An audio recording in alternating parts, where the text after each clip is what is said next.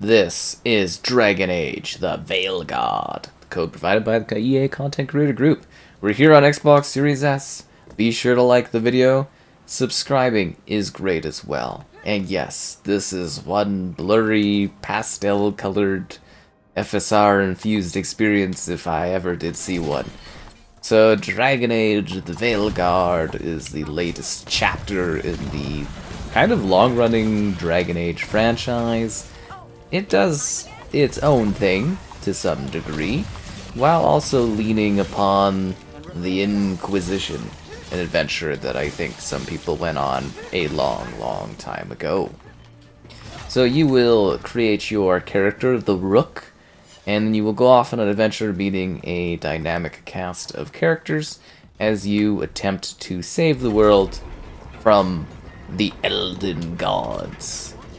That's right, the Elden Gods, they're causing problems again. Or, well, yeah, it's been a long time, but they're back. They're causing issues. You have to deal with this Dreadwolf. It's a whole thing. It probably should have been called Dragon Age Dreadwolf, just because of how often that comes up in the story. Speaking of things that come up often in the story, this game certainly loves to rehash narrative beats over and over and over again in recaps. The dialogue, a little weak in this one. The characters, a little underdeveloped. But yeah, overall it's probably a pretty okay, solid sort of RPG game, if not something that feels a little aged gameplay-wise. Especially if you are used to the more technically impressive and deeper role-playing games of the modern era, stuff like Baldur's Gate. This feels like something that is firmly planted in the past.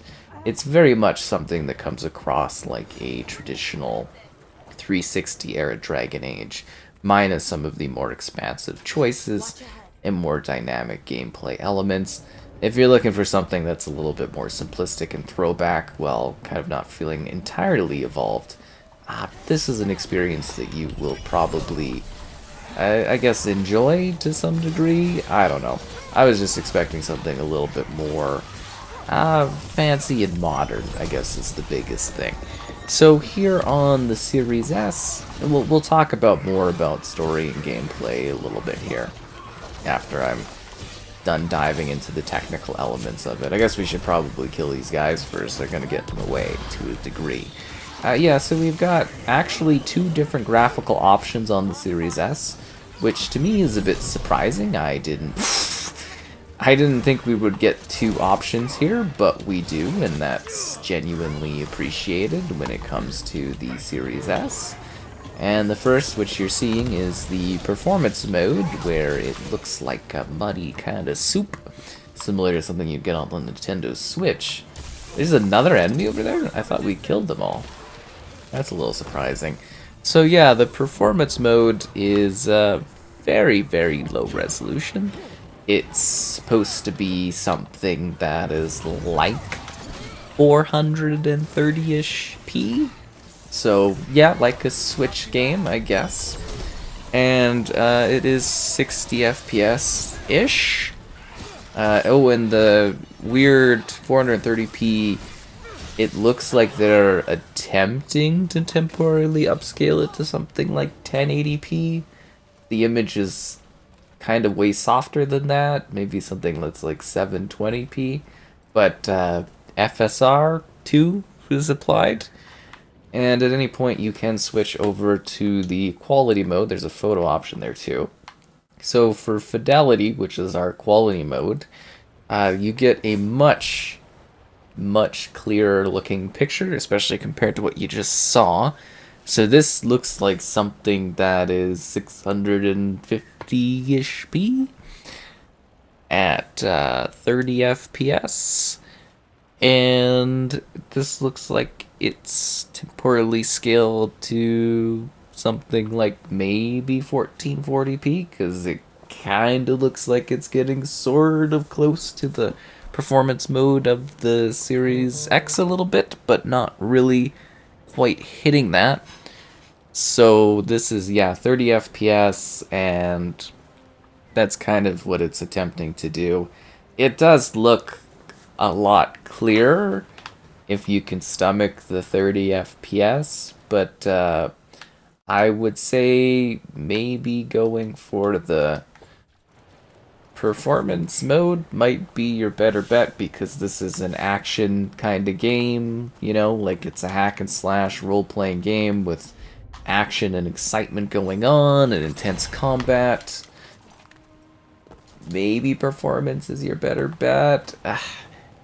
It's a little hard to say really on the Series S, because like the picture quality is incredibly muddy. You can barely tell what anything is, but like it is close to 60 FPS.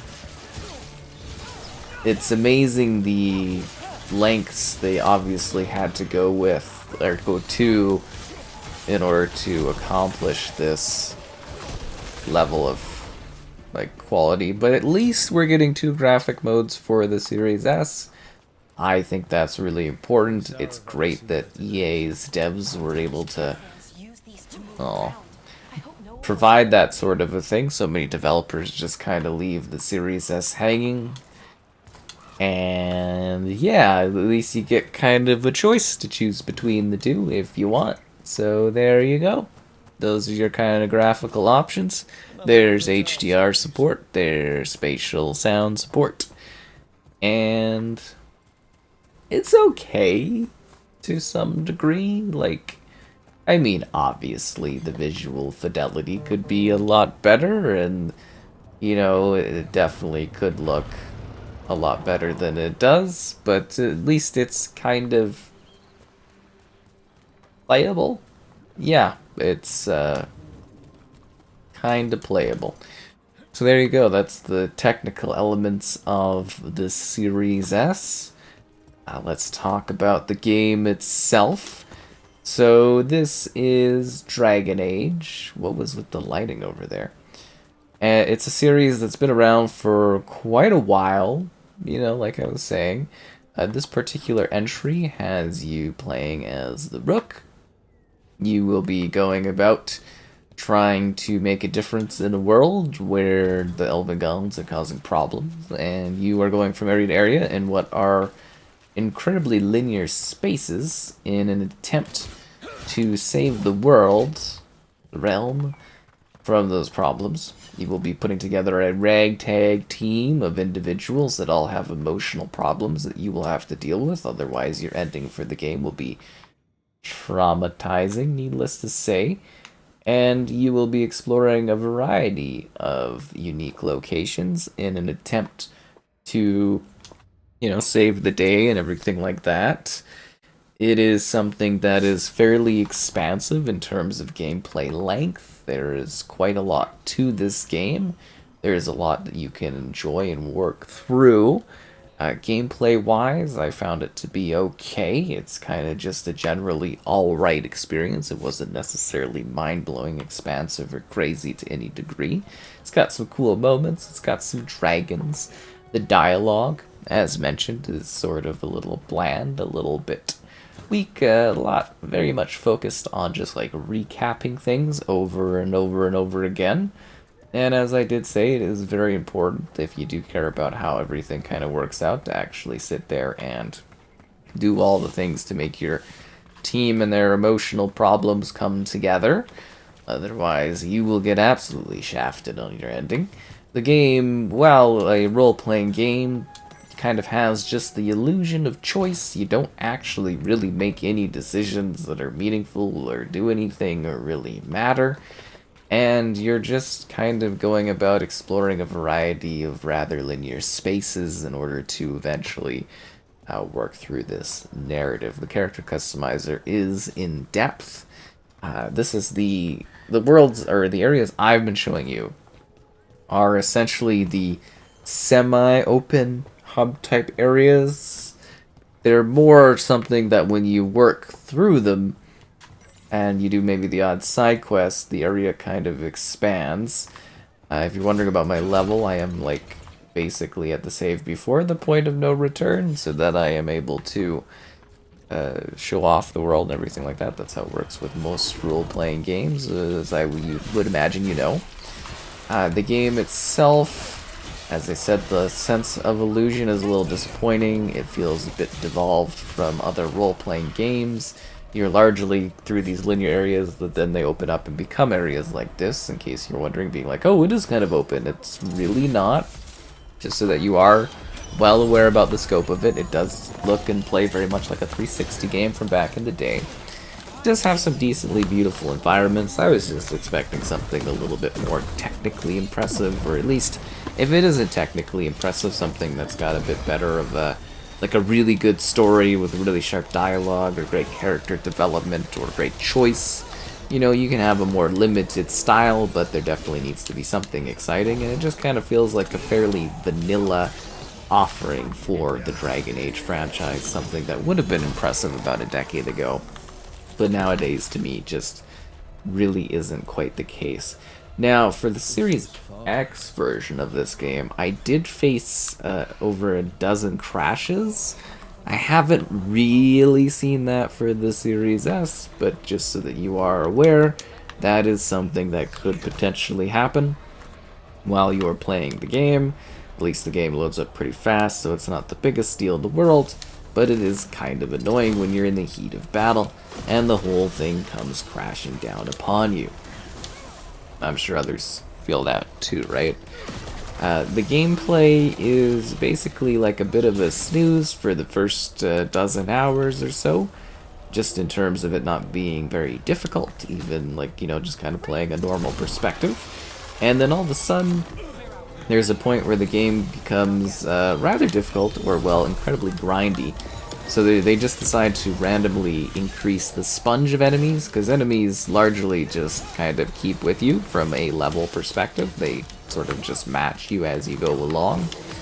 And sometimes for the effect, they make like enemies really weak in like one little area, just to kind of like give you a bit of a feeling of grandeur. I kind of noticed that towards the ending of the game.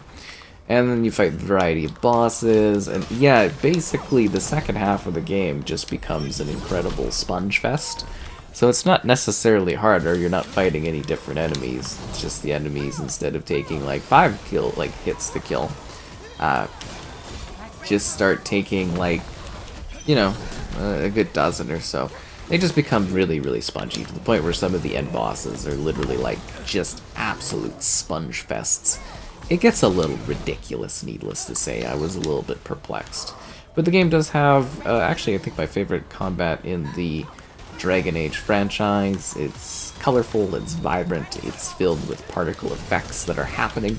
You get some cool combo moves between your team, different runes, different skill abilities to improve your offering in combat and gameplay. There's a selection of side missions you can do that will help you get more skill points to move up skill trees, and you can have different abilities that will offer you different ways to kill enemies. You got ultimates.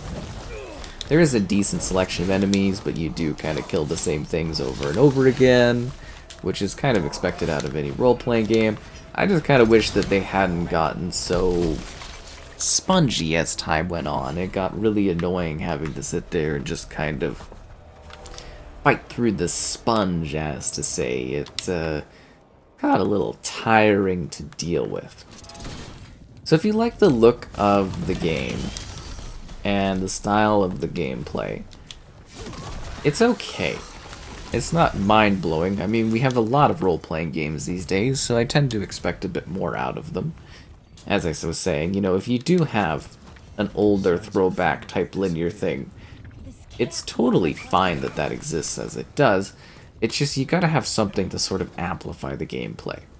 And it's like, there's a lot of very safe environments, a lot of really safe spaces, and like tonally, the game really wasn't necessarily that exciting or really crazy. It really feels like they kind of just played it safe. As to say, I want that thing, and I don't know if I can get it from here. And yeah, it was just like you move from linear spot to linear spot. If you wanted like a chest or a, you know, something like that, it would be like a 1-second sidewalk. It was all very simplistic and easy going. which again isn't always necessarily a bad thing. I kind of like those things. I was having a fine, okay time playing it for the most part off the bat, but I just kind of got like more and more tired of it as the time went on, and by the end I was just kind of like really ready to say goodbye to it, and yeah, I just really wasn't too blown away by the game. I was just kind of expecting something a little bit more. But if you like this type of gameplay, if you want an easygoing, for the most part, role-playing type of game, it's not bad. It's mostly kind of just average, alright, down the road of the middle. It's a very safe kind of role-playing game. It's an okay return for Dragon Age. I would have expected something a little mightier. Would have expected something a little bit more boundary pushing. Because, you know, for consoles, this was, honestly, it was like a bit of a big deal back in the day, the Dragon Age games. They were really, really interesting. I don't know if they were necessarily, like, the cutting edge of technology, but to get that kind of expansive role-playing where you felt like, you know, decisions and choices and everything like that actually kind of, like, mattered to a degree, or you were impacting things, or you were actually, like, making choices. Here it feels like you're really kind of along for the ride of what is a guided journey. And that can be fine for people that like role-playing in that way. I just, as I said, expect something a little bit more.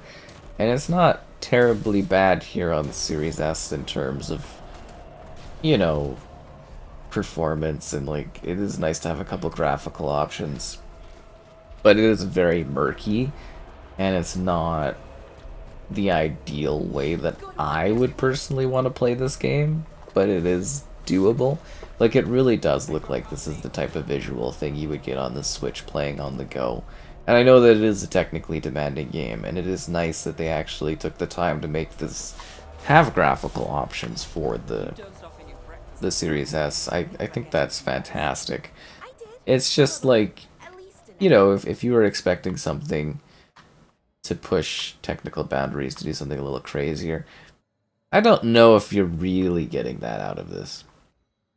It's alright. It's engaging. You'll have some fun with it. You'll level some things up. You'll visit some neat places. You'll meet some different characters. It's just, yeah, I kind of wish the time you spent with those characters had a bit more to them, a bit more going on. I wish the romance was a little juicier. I wish it was a little bit more of a mature story. FSR birds like crazy. Yeah. You can definitely tell that the Series S is kind of buckling under the weight of these current gen games, though. I'm sure it's trying its best. Wait a sec, we can't get up there anyways. You gotta have the dragon breathing person. Yeah. There could be treasure. Behind the waterfall? I'd love to go behind a waterfall with you, my dear. I don't know. It's just a little underwhelming. No, she's right. There was treasure. What are the odds? And yeah, gameplay-wise, decently lengthy. You'll get your time value out of it if you're finding it fun enough. It's solid. Like, this is something you're probably going to spend like 30 hours playing. You know, my run-through was like about just over 20 hours, I think, and, you know, I didn't spend a whole lot of time doing all of the side engaging content and, you know, side missions and stuff. I was mostly trying to get it done so I could review it and move on with my life. But I hope that you do find this to be something that you like if you do dive into it and play it. On Series S, it's always good to be very thankful that you get different graphical options. I mean, it's something that I've seen so many games just completely ignore for the Series S. It does seem like EA is relatively good in supporting the Series S in terms of offering you different graphical options, so I think that's really quite important. As I said, your mileage is going to vary based on how into this type of game you are. It feels in line with the older Dragon Age games from like the look and the style, but I do think those ones are a lot more in-depth in terms of your actual player choices, the impact of your choices, what happens in it. But yeah, Series S isn't a terrible way to play this game. It just doesn't look quite as pretty as I was used to in the fuzzy Series X, but not bad and about what I expected for the platform.